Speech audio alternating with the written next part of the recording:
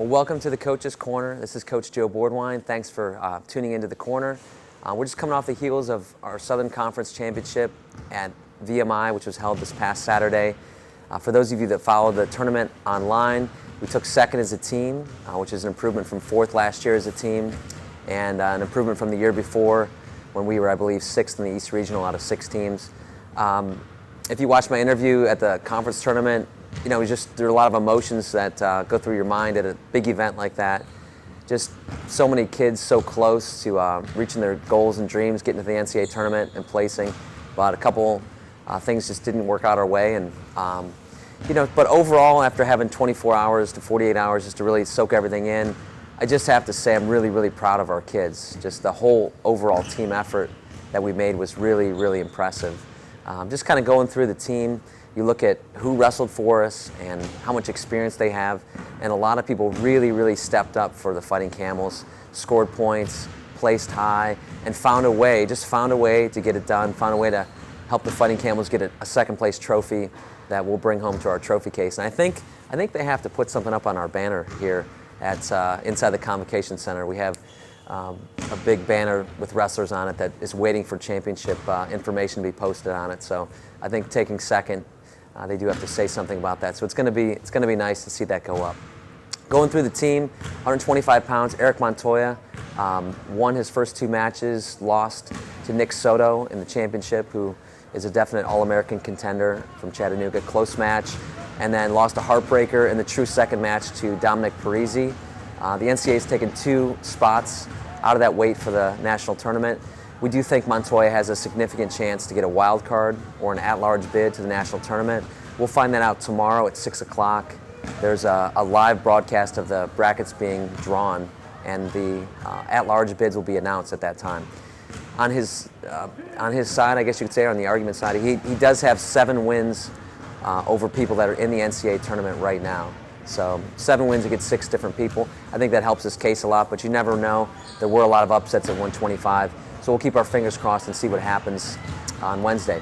133, Tanner Beitelsbach is a senior. Wrestled a really good tournament for us. Just came really close to upsetting the number 1 seed in the first round, losing a close one, 1-0. Came back and got a pin against VMI, a wrestler who he had lost to earlier in the year. Came back and beat Gardner Webb very soundly, another athlete he had lost to in a dual meet, and lost a close one for 3rd and 4th. Finished 4th, scored a lot of valuable team points for us at 133 pounds. I've had Tanner for 3 years, and now he's going to be moving on, graduating. So we're proud of him and how he's performed for the Fighting Camels, and he had a real good finish for us. 141, Michael Dahlstrom, true freshman, just couldn't get started in the tournament, lost early to Gardner Webb, who we had beaten before, came back and won a match against SIUE, and fell to VMI's Ryan Goodsell in the Consi semis, wasn't able to place, but did win a match for our team. 149, Corey Wagner, true freshman, lost his first match to the number 2 seed who finished 2nd. And then he came back and upset the number 3 seed, pinned him from VMI, pinned Zeb Stewart, who's a pretty tough wrestler. That was huge for our team and also huge for Corey. Not only did he win against a good wrestler, but the bonus points with the pin are huge for our team. 157, our junior Nick Rex, team captain, just had a tough tournament. Came very, very close to getting the NCAA tournament, lost in the semifinals after a big win in the first round, big pin.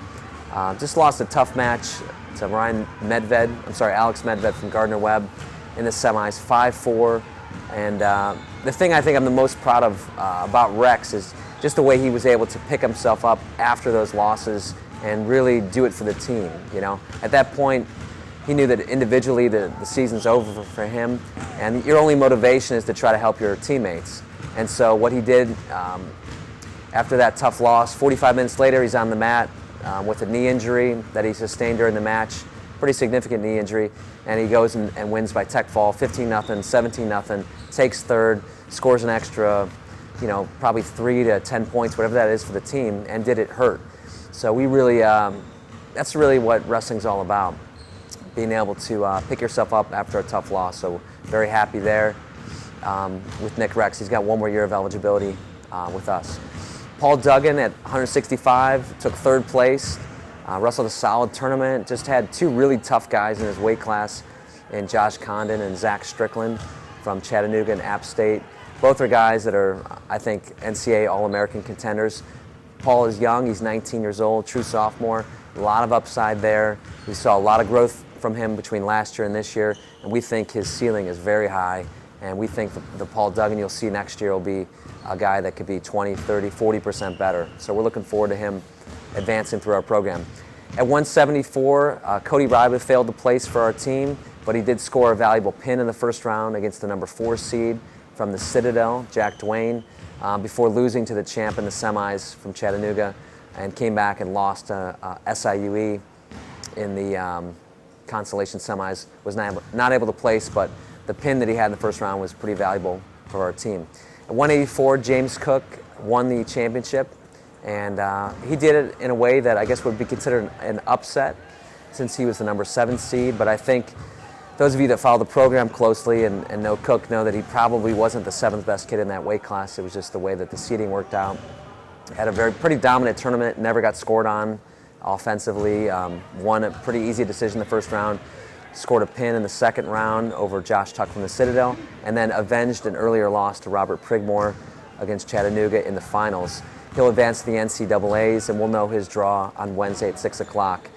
You can follow that at ncaa.org. If you click on sports, click on wrestling, they'll show you where you can follow the live broadcast.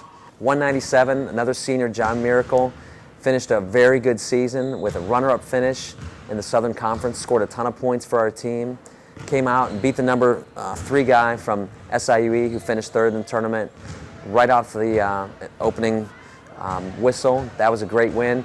Upset, I guess you could call it, against Paul Weiss from Appalachian State, who had beaten him earlier. That was a big win for our team. Got to the finals and just came up a little short against Nico Brown, who's one of the better 197s in the country. Real proud of John Miracle. He's going to graduate with over a 3.0, move on to grad school, and just had a great career here. Really improved tremendously the last season, so we were happy to see that. Finally, at heavyweight, Big Joe Nolan failed to place. Had kind of a tough draw. Lost to SIUE in the first round in overtime. That was a wrestler he had pinned earlier, but tough wrestler for sure. And came back through, won against Davidson, and really wrestled hard, but just kind of had a bad style matchup, you could call it, against Gardner Webb with Travis Porter, and lost to Porter in the match to place. Porter then took a 4th, losing to SIUE. Joe is a true sophomore, 19 years old, has a red shirt available, so we are very excited about his future and think he's going to do a lot for our program down the road. So what's next for us is really training at 184 for James Cook and 125 Eric Montoya, getting these guys ready for the NCAA tournament. We'll know more about our situation on Wednesday, and we'll be in the air towards the NCAA tournament in Des Moines, Iowa, which is sold out next Tuesday night. So that's what's going on with our program. A lot of exciting things, and the rest of the guys will take 1 week off and basically get right back at it with lifting and preparing their bodies, building themselves back up after a long season of hard wrestling.